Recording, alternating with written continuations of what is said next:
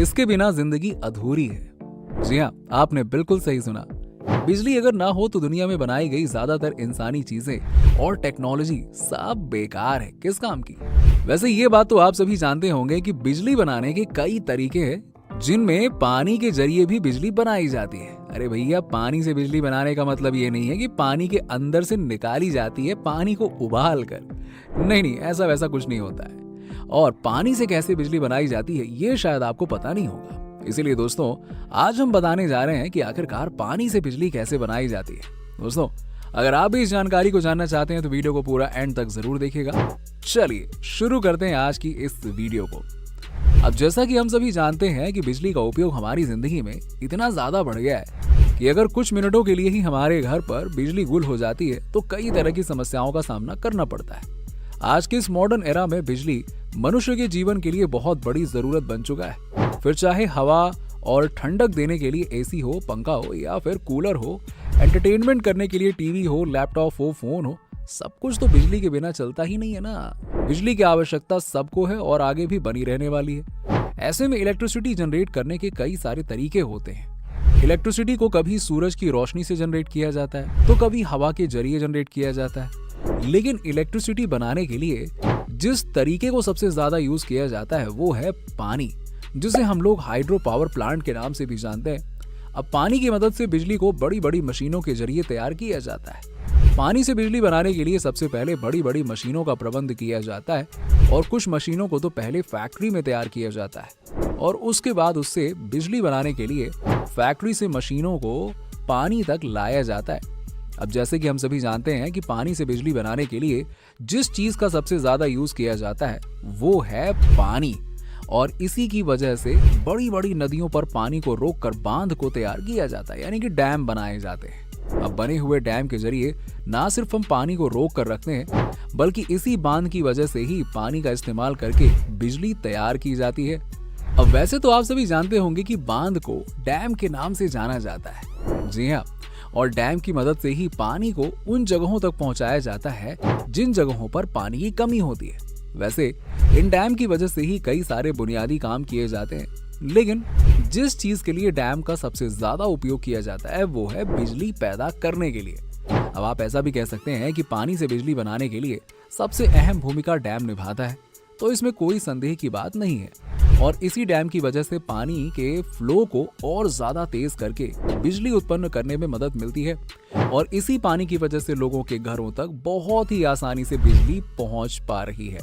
अब आपको बता दें कि डैम खास तौर पर बिजली के लिए बनाए जाते हैं और उसमें कई तरह की मोटरों का इस्तेमाल किया जाता है। खास तौर पर इसमें दो तरह की मोटरों का इस्तेमाल किया जाता है, एक तो जनरेटर और दूसरा टरबाइन, और इन्हीं दोनों की सहायता से पानी के फ्लो को आगे धीरे धीरे बढ़ाया जाता है, जिस वजह से पानी सीधा आकर टरबाइन से लड़ता है और नीचे बह जाता है। अब आपको बता दें कि टरबाइन एक ऐसा सराउंडेड मशीन है, जब पानी इस मशीन से टकराता है तब पानी के प्रेशर से टरबाइन घूमता है और इसी घूमने की वजह से ऊपर लगे हुए जनरेटर को पावर मिलने लगती है, जिसकी वजह से बिजली उत्पन्न हो जाती है। वहीं अगर आपको सरल भाषा में बताएं तो पानी का फ्लो जैसे जैसे टरबाइन को घुमाता रहेगा और उसी की पावर लेकर जनरेटर भी घूमना शुरू कर देता है, जिसकी वजह से भारी मात्रा में बिजली उत्पन्न हो जाती है। तो दोस्तों, अभी तक आपने जाना कि पानी के जरिए से बिजली को कैसे तैयार किया जाता है। इसी के साथ ही हम आपको बताने जा रहे हैं कि कोयले से बनने वाली बिजली को तैयार कैसे किया जाता है। तो दोस्तों, सबसे पहले कोयले से बिजली तैयार करने के लिए करीबन 1.5 मिलियन टन कोयले को स्टोर करके रखा जाता है। जी हाँ, और इतना सारा कोयला स्टोर करने के लिए काफी ज्यादा जगह की भी जरूरत पड़ती है। अब 1.5 मिलियन टन कोयला सिर्फ 40 दिनों की बिजली के लिए होता है और इन सभी कोयलों को सुरक्षित स्टोर करने के लिए इन्हें एक कोल यार्ड में स्टोर किया जाता है। इसके लिए सबसे पहले कोयले को रेलगाड़ियों की मदद से पावर प्लांट तक पहुंचाया जाता है। अरे माल गाड़ियों में जब भर भर के कोयला जाता है, पिक्चरों में आपने खूब देखा होगा, है ना? जी हाँ, और उसके बाद इन सभी रेलगाड़ियों के डिब्बे को अलग अलग कर दिया जाता है और अंदर आने के बाद इन रेलगाड़ियों के डिब्बों को एक बड़ी सी मशीन के अंदर ले जाया जाता है और बड़ी बड़ी मशीनों के जरिए से रेल के डिब्बों को कोल यार्ड में पलट दिया जाता है ताकि सारा कोयला कोल यार्ड में स्टोर हो सके। स्टोर करने के बाद इन सभी कोयलों को कन्वेयर बेल्ट की मदद से दूसरे प्रोसेस के लिए आगे ले जाया जाता है, जहां इन सभी कोयले का पाउडर तैयार किया जाता है। अब पाउडर बनाने के लिए सबसे पहले इन कोयलों को एक बड़ी क्रशर मशीन में डाला जाता है और इनका पाउडर तैयार कर लिया जाता है।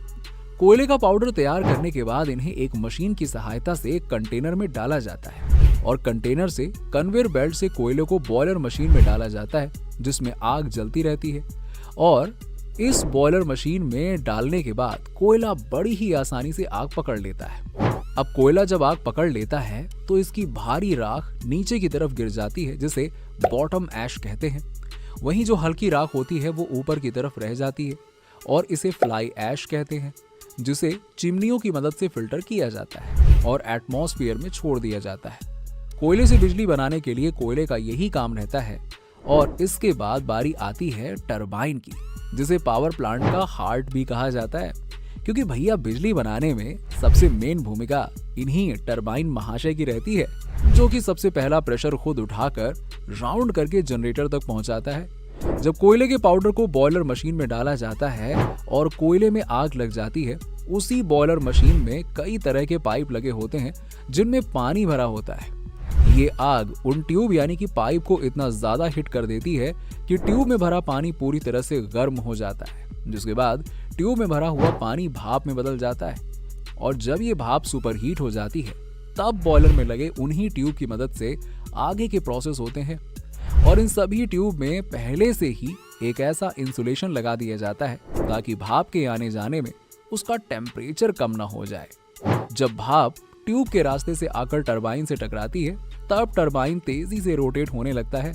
अब टरबाइन के रोटेट होने की वजह से एक हार्ड मैकेनिकल एनर्जी निकलती है और इसके निकलने के बाद इस एनर्जी को हम जनरेटर में भेजते हैं और इसी जनरेटर की वजह से इलेक्ट्रिसिटी उत्पन्न होती है, जिसके बाद कोयले से बिजली पूरी तरह से तैयार हो जाती है। अब जब जनरेटर से बिजली उत्पन्न होती है, तब इस बिजली को स्टेप ऑफिस ट्रांसमिशन के जरिए सब स्टेशन भेजा जाता है।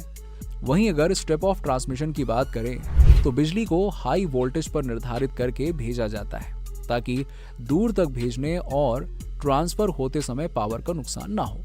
वहीं अगर आपको सरल भाषा में बताएं तो आपके घरों के पास जितने भी ट्रांसफार्मर लगे होते हैं ना, उसमें इन्हीं स्टेप डाउन ट्रांसफार्मर के जरिए से ही बिजली आती है। अब कोयले से बिजली बनाने के लिए प्लांट में एक प्रोसेस और भी किया जाता है और ये है भाप को फिर से ठंडा करके पानी में बदलना।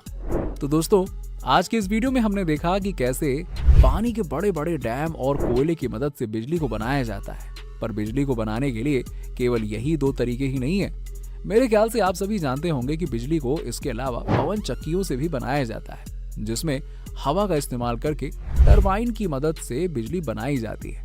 कुल मिलाकर टरबाइन बड़ी इंपॉर्टेंट चीज है और बिजली बनाने के इन दो प्रोसेस को देखने के बाद आप भी हवा से बिजली कैसे बनाई जाती है, अगर ये देखना चाहते हैं तो हमें कमेंट बॉक्स में कमेंट करके बताइएगा, हम बताएंगे पूरी प्रोसेस।